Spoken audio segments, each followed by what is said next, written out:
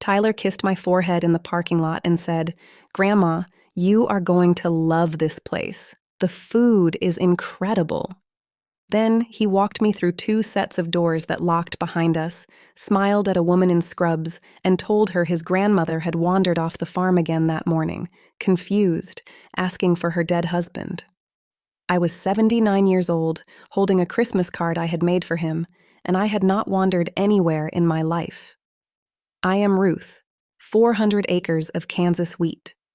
A husband named Harold who died in 2019, and a grandson I raised from the day his mother overdosed in a Topeka motel. I want you to remember 3 things from this story: a vinyl chair the color of pea soup, a document with my signature on it that I never signed, and the name Marisol, because without her you would not be hearing my voice right now. The deadline was already running, and I did not know it yet. January 15th.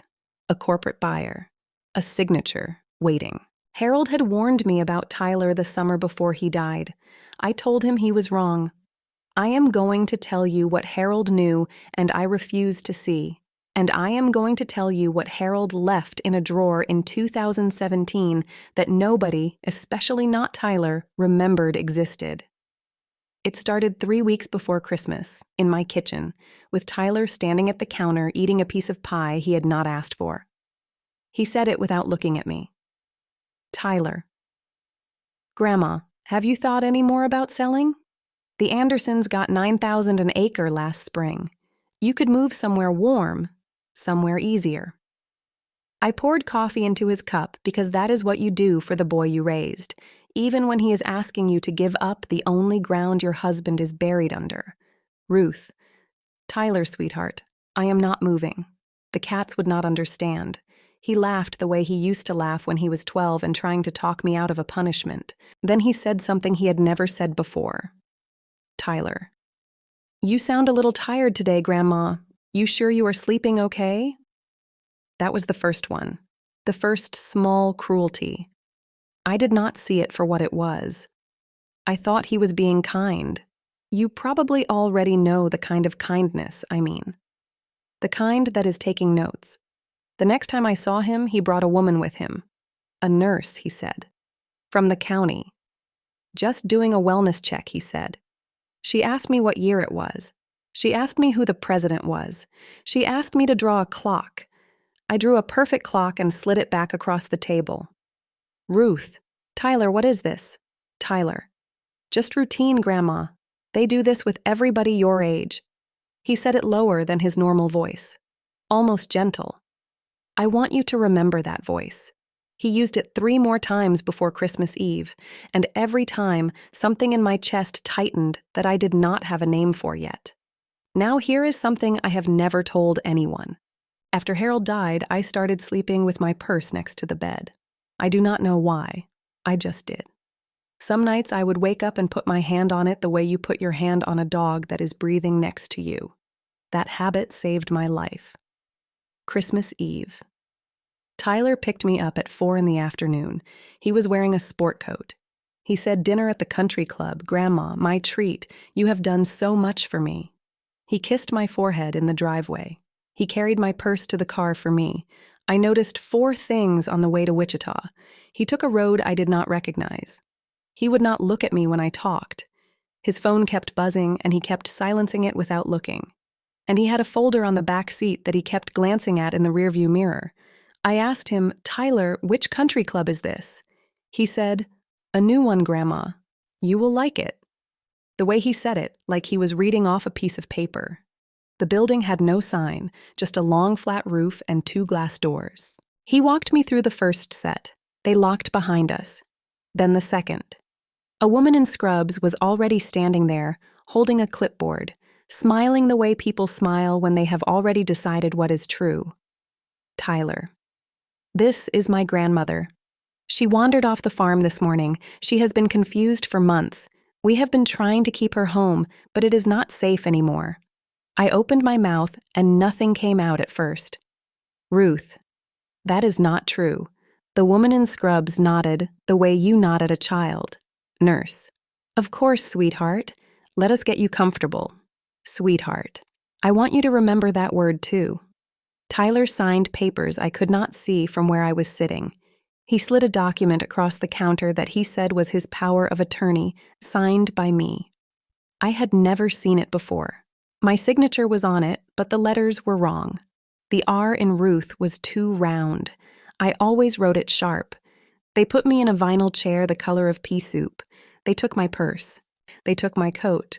They took the Christmas card I had made for Tyler, the one with the silver star on the front, and they put it in a plastic bag with my name on it.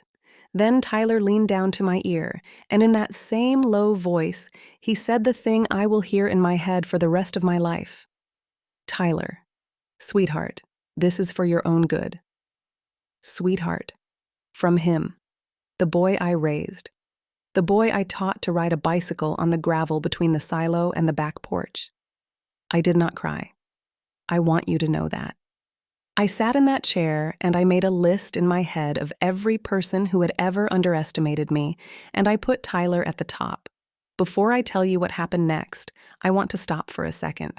If you have ever had a person you loved more than anyone in the world look you in the face and lie about who you are, you already know the feeling I am about to describe. The floor does not fall out from under you.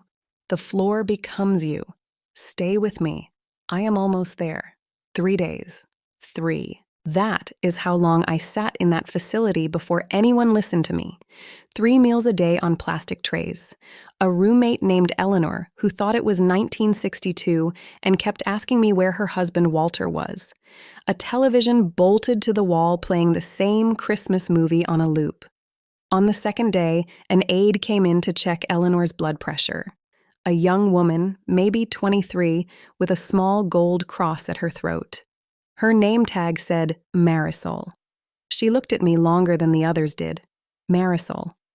Ma'am, are you okay? Ruth. Honey, I do not belong here. She did not say anything. She wrote something on her chart and left. I thought that was the end of it. I was wrong. The next morning she came back alone. She closed the door halfway. She sat down on the edge of Eleanor's empty bed. Marisol, tell me your name. Your full name, where you live, who your doctor is. Tell me everything. I told her. I told her about Harold. I told her about the farm. I told her about the cats. I told her about the Christmas card in the plastic bag at the front desk. She listened the way Harold used to listen. Then she stood up and said one sentence. Marisol, I will be back at 3. She came back at 3. She had her cell phone in her pocket. She walked me down to the laundry room. She closed the door. She handed me her phone. I did not call the police first. I want you to know that. I called my pastor. Pastor James picked up on the second ring. I told him where I was. I told him what Tyler had done. There was a silence on the line for what felt like a full minute. Then he said 5 words. Pastor James. Ruth. The deed. Remember the deed. The deed. In 2017, 2 years before Harold died, he sat me down at the kitchen table and slid a folder toward me. Inside was something called a transfer on death deed. He had been talking to a lawyer in town without telling me. He had also been worried about Tyler in a way he had never said out loud. The deed said this: if Harold and I both passed, the farm went to Tyler. But if any heir tried to sell the farm within 10 years of either of our incapacitations, the entire property transferred immediately to our church's agricultural mission. A backup beneficiary. A trap, really. Harold called it a fence. He said to me that night, Ruth, I love that boy, but I have watched him lie to your face about small things since he was 16, and a man who lies about small things will eventually lie about big ones. I told Harold he was being cruel. I told Harold to put the folder away. He did not. He filed it with the county recorder the next morning and gave a copy to Pastor James. He told me, just in case. I had forgotten about it. I had genuinely forgotten. Tyler had no idea it existed. I want you to count something with me. 3 people knew about that deed. Harold, who was gone. Pastor James, who was on the phone. And the county recorder, 80 miles away, sitting in a filing cabinet, waiting. Marisol was watching me from the doorway. I handed her back the phone. I said one sentence. Ruth, honey, I need you to call the sheriff. She did. From her own phone, from the laundry room. Before the sheriff got there, something else happened that I did not expect. I was sitting in the day room near the front desk, pretending to watch the television, when Tyler called the facility director. The director put him on speakerphone because her hands were full of paperwork. She did not see me sitting 12 feet behind her. Tyler's voice came through that speaker like he was right next to me. Tyler, we are good for January 15th. The buyer wants to walk the property on the 10th. Just keep her there until the closing. That is all I am asking. I will pay whatever you need. The director said something quiet. Tyler, she is fine where she is. She does not even know what day it is anymore. There was the maximum cruelty. Not shouted, not theatrical. Just a sentence said into a phone by a boy who used to sit on my kitchen counter eating cherries out of a bowl. I did not move. I did not breathe loud. I just listened. When the sheriff arrived, he brought Pastor James with him. Pastor James was carrying a manila folder. The county recorder had already faxed a certified copy of the deed to the sheriff's office that morning. The director came out from behind the counter. She started to say something about Hippai. The sheriff held up one hand. Sheriff, ma'am, we are taking Mrs. Ruth home today. You can call your attorney from the car. He turned to me. He said, Mrs. Ruth, do you want to gather your belongings? I said, I want my purse, my coat, and the Christmas card in the plastic bag. They brought all three. The aide who handed me the plastic bag was not Marisol. Marisol was already gone for the day. I never got to thank her properly that afternoon. I want you to know I thanked her later. I will tell you how in a minute. Tyler came to the farm 2 days after New Year's. He did not know yet that the sale was dead. He did not know yet that the sheriff had a warrant. He walked into my kitchen with the same sport coat he had worn on Christmas Eve, and he said, Grandma, we need to talk about what happened. There has been a terrible misunderstanding. I was sitting at the table. Pastor James was sitting across from me. The folder was between us. Tyler stopped in the doorway. Tyler, what is that? I slid the folder across the table. The sound it made against the wood was very small. He picked it up. He opened it. I watched his face change 3 times in about 4 seconds. Then he made a sound I had never heard him make. Something between a cough and a laugh. He sat down in the chair across from me without being asked. Tyler, Grandma, please. I did not say anything for what felt like a long moment. The kitchen went quiet.